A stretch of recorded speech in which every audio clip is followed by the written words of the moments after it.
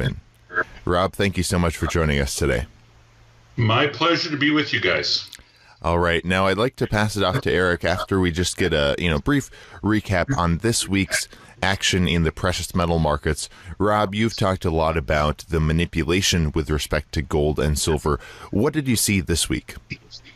I saw the Exchange Stabilization Fund doing what it does best, interfere in the capital markets with its dark money, which consists largely, I would expect, of much of the missing 21 trillion that no one seems to know where they put, as referenced by Catherine Austin Fitts and Dr. Mark Skidmore of Michigan State University. Now, with respect to the 21 trillion, can you expand a little bit on that? I mean, can you expand where exactly it's from and why the mainstream media isn't really covering this? Well, because the monetary aggregates that were given by the numbers keepers, which in the case of the Federal Reserve System, it's the St. Louis Fed that keeps the official data on the monetary aggregates. And they tell us that there's X amount of money in existence, like as in so many US dollars have been printed.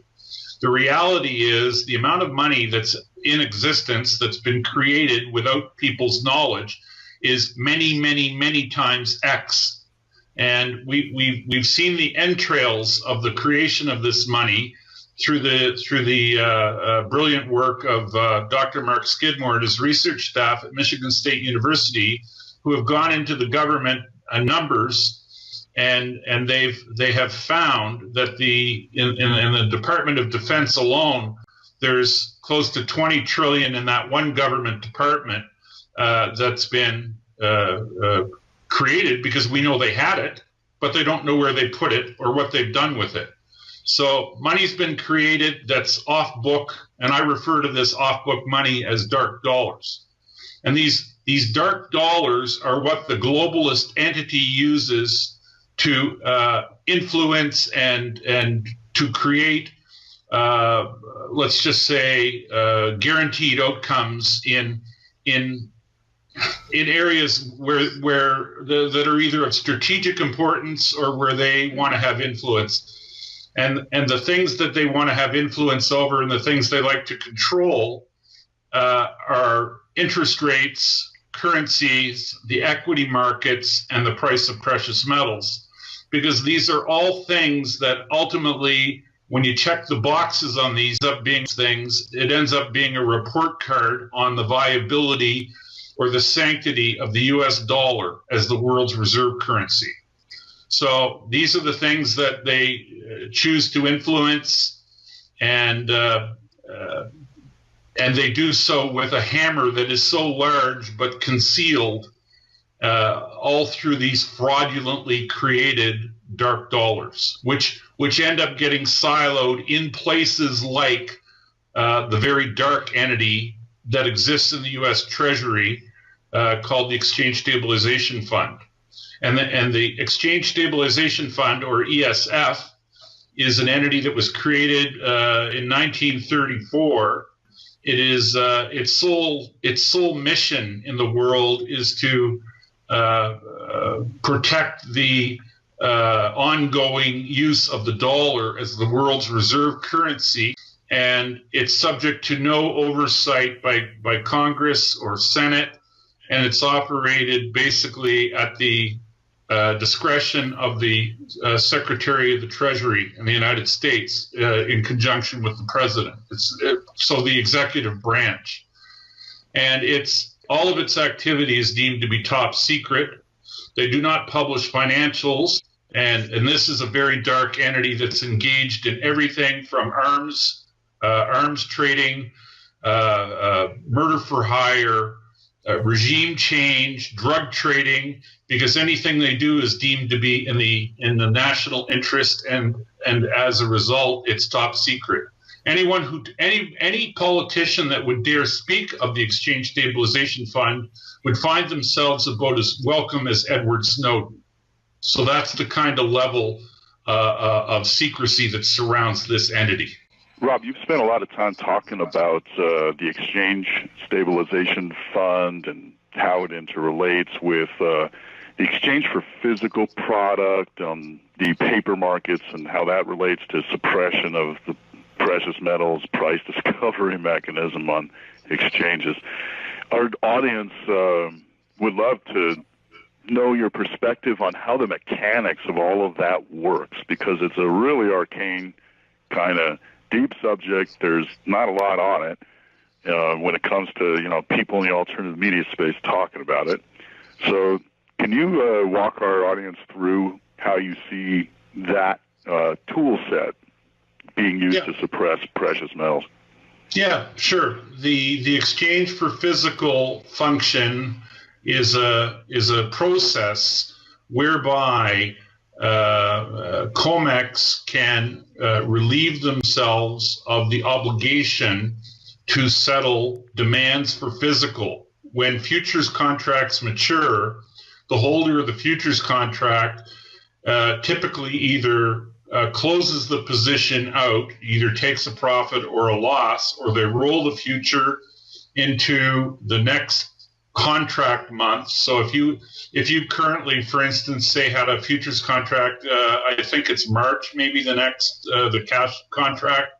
So as we get closer to the March deadline for the March gold futures contract, people that want to remain long gold would typically sell their March futures contract and buy maybe a June futures contract, and we call that rolling the position forward. But what happens sometimes is people say, I don't really want to play the paper game in the gold anymore. I have this futures contract, which if I exercise my rights, I'm allowed to get delivery of physical metal. Each COMEX gold futures contract is supposed to represent notionally 100 ounces of gold.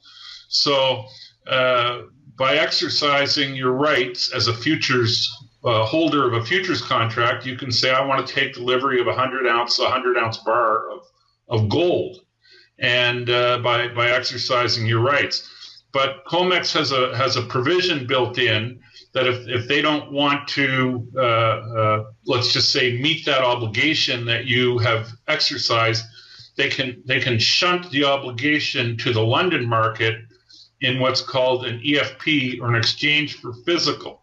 Whereas where the delivery obligation becomes the obligation of London and puts you into another process dealing with London to get your physical metal. And in layman's parlance, in layman's words, I call this my dog ate my homework. This is an excuse for not fulfilling a promise or an obligation that you've made to perform. When COMEX shunts the obligation to deliver physical off to the London market by washing their hands of the contracts that they have entered into or sold supposedly in good faith, it's the equivalent, in my view, of saying my dog ate my homework. That's why my homework isn't done. So this is the kind of shenanigans that are commonplace on the part of officialdom in the precious metals arena, and this is the kind of nonsense that goes on and has been going on for many years on the part of officialdom, and these shenanigans don't end at exchange for physical. They also include such things as central banks, when they list their gold holdings on their balance sheets, they count gold present in the vault the same as gold that's been leased out. And when central banks lease out gold, it leaves the vault, and they put an IOU in its place. So when central banks are reporting how much gold they actually have, they might claim to have 2,000 tons of gold, but 1,800 tons of it could be leased out, and maybe they have 200 tons in the vault, but the 1,800 that's left the vault is counted the same as the 200 that's actually present. And this kind of double counting is acceptable and allowed in central banking circles. If you and I tried using that kind of accounting practice in business, we'd be in jail. Central bankers operate in a crooked fashion, but everything about the metals market, the more you look into the metals market and the customs that, whether it's an exchange for physical or the double counting of bullion present in the vault, nothing is as it appears when you're dealing with, let's just say, the gold market from an institutional level. And we should also point out, too, that central bankers are very much, they see the leasing question as a state secret. I mean, I believe it was Dudley that was confronted by a member of GATA in a meeting, a public meeting, a year and a half ago or so. That was in New York, yes. Yeah. They don't want to answer those questions. Was it Dudley? Forgive me. I believe it was William Dudley, yes. Yeah, it's a New York Fed guy.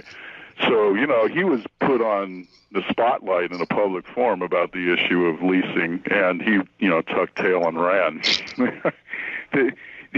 Recently, Powell, our current Fed chair, back in 2012 was on record in an FOMC meeting talking about how the Fed was suppressing volatility and that he was scared about it. He said that it would blow up on the Fed. He was worried about that. We can see little footprints that disclose how there are, in fact, nefarious activities going on, and this is not publicly reported. There's no, transparency on these kind of activities, and it's very likely that the gold that is leased out with multiple claims, not just double counting, but God knows how many claims there are on every single ounce. Yeah, well, listen, you made the comment and you made reference to little footprints. Former Fed Governor Kevin Warsh years ago made the comment publicly that there's a job for the Fed to do with regards to he called it financial repression. Financial repression is a polite way of saying rigging markets. And when he says we have work to do there, referencing the Federal Reserve and central banks, what he's really doing, what he's really saying is we, on behalf of the U.S. Treasury, need to rig the price of gold to make the dollar look pretty.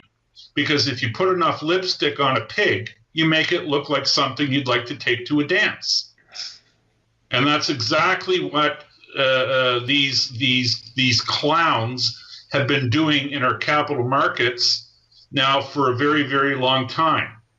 And you see, if you look at the reality of the situation, is this is vis-a-vis the dollar. The Chinese are and have been America's biggest financier in the last 15 years. They are now holding less, I think 10% less U.S. government securities than they were holding in 2013. The U.S. government has continued to print additional new amounts of government securities to the tune of about $1 trillion a year since 2013. So that's another $1 trillion in 14, $1 trillion in 15, $1 trillion in 16, $1 trillion in 17, and they're going to do another $1 trillion again this year or more. And China has bought none and actually pared some of their holdings. Who's buying the bonds, guys? Who's buying those bonds? Do you think some of the money that's being used to buy the bonds might be a part of that 21 trillion in missing money? Do you think that America's maybe buying some of their own debt? You see, because this is if you get your head out of the sand or other dark places and you start contemplating who's buying the debt, you very quickly come to the conclusion, or the rationale that America has to be monetizing its own debt.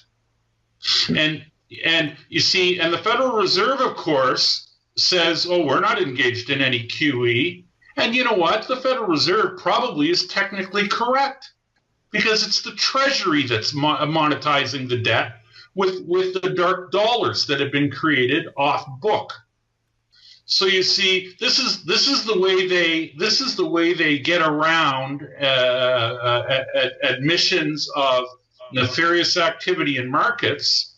They do so by using legalese jingos, where the Fed says we're not engaged in any QE. Well, okay, you're right. You're not engaged in any QE, but you're acting as an agent to buy the debt for the ESF. And they're buying that debt and they're stuffing it into a black hole. But because the debt is being bought, because you know what, boys? We got a 10-year bond still under 3%. And the world's biggest buyer, supposedly, of government debt isn't buying any and hasn't been for 3 or 4 years. So who's buying it? You know, don't tell me Ireland or Belgium. I mean, because that's just nonsense. Hey, Rob, this goes back to, I mean, you described this as the derivative price control grid, essentially, run by the ESF. I mean, how long can this go on for? You know, I mean, can this just go on for indefinite time periods, or when does this get called out? When does this finally start to come in on itself? Well, you know, I would suggest to you that America's being called out on this now. You know, what we are discussing and what we are referencing is the reason why the BRICS nations, and why China and Russia in particular have outlawed the dollar. I mean, how many countries in the last 3 months have gone off the dollar and have claimed that they're going to settle no more of their international trade accounts with dollars? We've seen Venezuela leave the dollar. We've seen Iran has outright banished the dollar from any trade. We have China dealing in oil with Russia in non-dollar. We have China dealing in oil with Venezuela non-dollar. We have, I mean, my goodness, it seems to me it's a new or a different country every other week that's saying no more dollars in their international trade. And a lot of these countries are oil producers. And you see, the reason why this is happening is because countries, you know, have become plugged in and have become awake to the poor stewardship that America has demonstrated in their stewardship of the world's reserve currency. It's not because they hate Americans. Listen, this malfeasance in the capital markets is at the root of a very, very large amount of our international friction that we see in the world today. And, you know, God bless Donald Trump and everything he's trying to do. But if he can't get his head around and try to rein in this entity called the Exchange Stabilization Fund, its nickname is the Wurlitzer by the people in the intelligence establishment. They refer to the ESF as the Wurlitzer because it plays the tune of the people who control it. And I'll tell you one thing. Trump would be doing humanity a very great favor if he got on top of this and reined in the tune that the Wurlitzer's been playing, because assigning false values to rare and dear things on the planet is not a very good way to foster peaceable international relations. All right. Well, Rob Kirby, thank you so much for joining us today. Before we let you go, were there any last thoughts you'd like to add, and where can our viewers find you online? You can find me online at KIRBYanalytics.com. My parting words would be long real stuff. whether it's gold, whether it's silver, whether it's some storable food, and maybe a means to protect it all should it come to that. These are important things to do and responsible things to do in this world today.